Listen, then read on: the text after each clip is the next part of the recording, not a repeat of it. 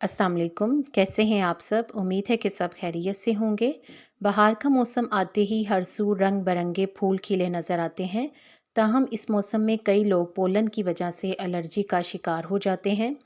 Pollen मौसमी allergy के सबसे आम मुहर्रकात में से एक है। इसकी वजह से दमा या हे फेवर नामी बीमारी हो जाती है, जिसमें नाक बहना, आंखों में खारिश और पानी आना मामूल है। पोलन दरअसल दरख्तों, घास और जड़ी बूटियों में एक पाउडर की शक्ल का दानेदार मादा है जो कि इनकी फर्टिलाइजेशन का बायस बनता है। मौसमी बहार में दरख्तों से इसका इस वक्त इखराज होता है जब बारावर होने के लिए इनमें ताज़ा कोंपलें फूटती हैं, तो उस वक़्त पोलन निकलता है। पोलन कीड़ों या हवा के ज़रिए फैल सकता है। इसके ज़र्रात हवा में उड़ते हैं जिससे ये आसानी से सांस में शामिल हो जाता है। इससे बचना मुश्किल है। एलर्जी का मौसम कब तक रहता है? चूँकि मुल्क के हर हिस्से में मुख्तलिफ़ किस्म के दरख्त होते हैं, लिहाजा एलर्जी का मौसम हर जगह के हिसाब से मुख्तलिफ होता है। मिसाल के तौर पर पाकिस्तान के दारुल खलाफा इस्लामाबाद में पोलन एलर्जी का आगाज़ मार्च के पहले हफ्ते में होता है, जबकि अप्रैल के वस्त में यह ख़त्म हो जाता है। आज की वीडियो में मैं आपको बताऊंगी कि इस एलर्जी की अलामात क्या हैं और इससे कैसे बचा जा सकता है। अलामात। मौसमी बहार की इस एलर्जी की अलामात आँखों से शुरू होती है। पोलन आँखों में दाखिल होकर इन्हें खुश्क करती है, ख़ारिश पैदा करती है और पानी निकलने का बाइस बनती है। इसके थोड़ी देर बाद अक्सर नाक की अलामात ज़ाहिर होना शुरू हो जाती हैं, जैसे कि छींके आना, जकड़न और फिर नाक बहना। ये नज़ला ज़ुकाम की तरह है जो चंद महीनों तक ख़त्म नहीं होता। अगर किसी शख्स को दमा भी है तो पोलन एलर्जी जो है वो दमे को भी मुहर्रक कर सकती है। एलर्जी के बारे में जानने के लिए टेस्ट करवाना पड़ते हैं, जिससे ये जानने में मदद मिलती है कि किसी शख्स में क्या अलामात हो रही हैं। जब कोई मरीज़ एलर्जी की जांच के लिए जाता है तो डॉक्टर तकरीबन 35 से 40 पोलन दरख्तों और घास के हवाले से टेस्ट करेगा कि वो माहौल में किन चीज़ों के लिए हसास है। इस टेस्ट को, जिसे स्किन प्रिक कहा जाता है, एक सादा तरीक़ेकार है जिसमें तकलीफ़ नहीं होती या सुइयां शामिल नहीं होती। टेस्ट के दौरान मरीज़ की जिल्द की ऊपरी तह के बिल्कुल नीचे मुख्तलिफ एलर्जीन से पाक अर्क रखा जाता है। अगर मरीज़ इस मादा के बारे में हसास तो इसकी जिल्द पर थोड़ा सा छत्ता बन जाएगा। इलाज। अमरीकी एलर्जिस्ट और इम्यूनोलॉजिस्ट एवान एनिक्सटन के मुताबिक दुनिया में एलर्जी के बहुत अच्छे और महफूज इलाज दस्तयाब हैं। मुआलिज ऐसी अद्वियात तजवीज़ कर सकता है जो आंखों और नाक में खारिश के साथ साथ छींकने की अलामात पर अच्छी तरह काम करती हैं। इस हवाले से नाक का स्प्रे भी दिया जा सकता है जो जिस्म में सोजिश को कम करने में मुआविन होता है।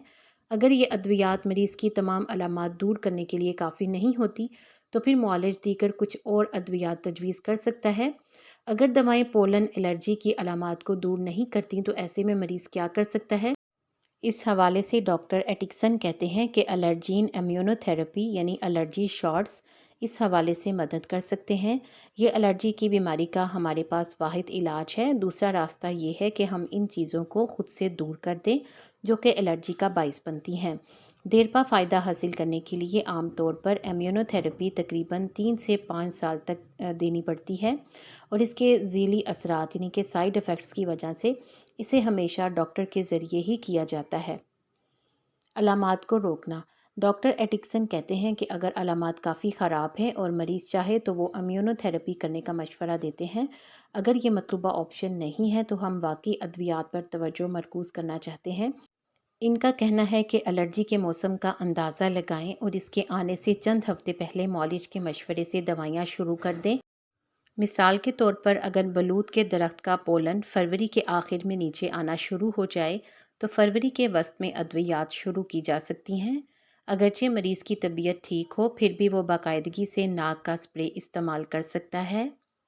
अगर किसी को एलर्जी का बहुत ज़्यादा मसला है तो वो इस सिलसिले में पहले से इक़दामात कर लें तो एलर्जी का मौसम बहुत ज़्यादा काबिल बर्दाश्त बन जाएगा।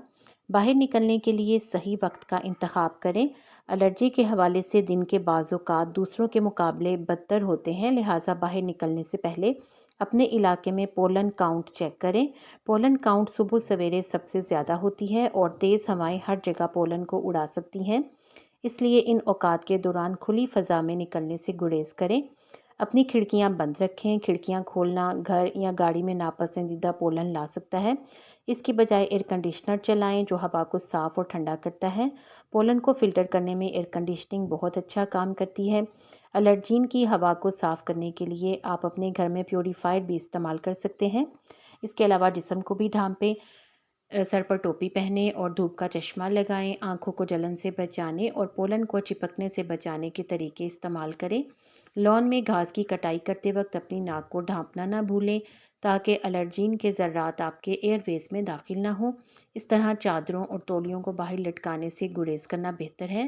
پولن کو صاف کر دیں۔ اگر آپ بالوں، جلد اور کپڑوں کے ذریعے اپنے گھر میں پولن لاتے ہیں تو اندر قدم رکھنے کے بعد بھی علامات برقرار رہ سکتی ہیں۔